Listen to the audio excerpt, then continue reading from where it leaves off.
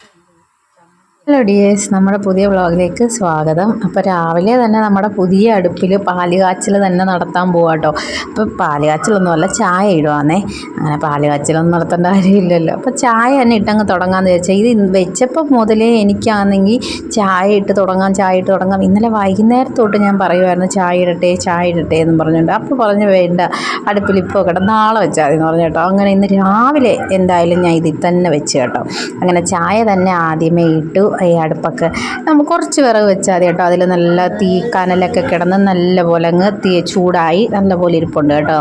നല്ല വെയിറ്റൊക്കെ ഉണ്ട്. അത് അടുപ്പ് അങ്ങനെ ഇങ്ങനെ കിടന്ന് കുലുങ്ങ് അങ്ങനെയൊന്നുമില്ല. അടുപ്പ് എന്തായാലും എനിക്ക് ഇഷ്ടപ്പെട്ടു.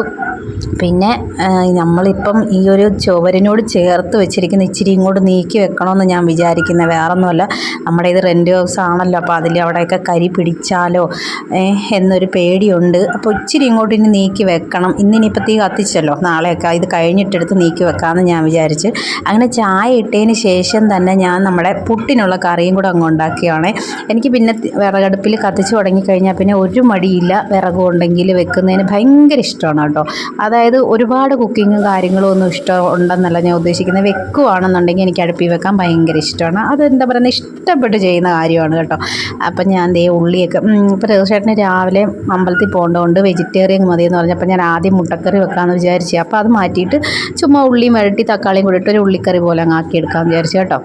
അപ്പോൾ അത് ചായ ഇട്ടിട്ട് അവിടെ തന്നെ ഇരുന്ന് ചായയും കുടിച്ച്. എനിക്കിതൊക്കെ ഭയങ്കര ഇഷ്ടമാണ് കേട്ടോ. ഇങ്ങനെ അകത്ത് ഇങ്ങനെ പുറത്തുള്ള ആ ഒരു കിച്ചണും പുറത്ത് ഞാൻ ഒത്തിരി വീഡിയോസൊക്കെ ഇങ്ങനെ കാണും. നമ്മുടെ പുറത്തൊക്കെയുള്ള അടുപ്പൊക്കെ വെച്ചിട്ടുള്ളത് അതൊക്കെ എനിക്ക് ഭയങ്കര ഇഷ്ടമാണ് കേട്ടോ. ഇങ്ങനെ വെളിയിലൊക്കെ ഇരുന്ന് ചായ കുടിക്കാനും ഇങ്ങനെ കുക്ക് ചെയ്യുന്ന അതൊക്കെ ഭയങ്കര ഇഷ്ടമുള്ള കാര്യം കേട്ടോ. അപ്പോൾ അതേ ഉള്ളിയൊക്കെ വഴറ്റി വന്നിട്ട് അതിനകത്ത് കുറച്ച് തക്കാളിയും കൂടെ അരിഞ്ഞിട്ട് അതും ഒന്ന് വഴറ്റി കഴിഞ്ഞ് പിന്നെ നമ്മുടെ മസാലയൊക്കെ ചേർത്ത് കൊടുത്ത് ആ ഒരു കറിയും കൂടെ അങ്ങ് ആക്കി ആവശ്യത്തിന് വെള്ളമൊക്കെ ഒഴിച്ചിട്ട് അടുപ്പി വെച്ചുകൊണ്ടാണോ എന്നറിയത്തില്ല, ഭയങ്കര ടേസ്റ്റായിരുന്നു കേട്ടോ. എനിക്ക് ഭയങ്കരമായിട്ട് ഇഷ്ടപ്പെട്ട്, തീർച്ചയായിട്ടും ഇഷ്ടപ്പെട്ടെ.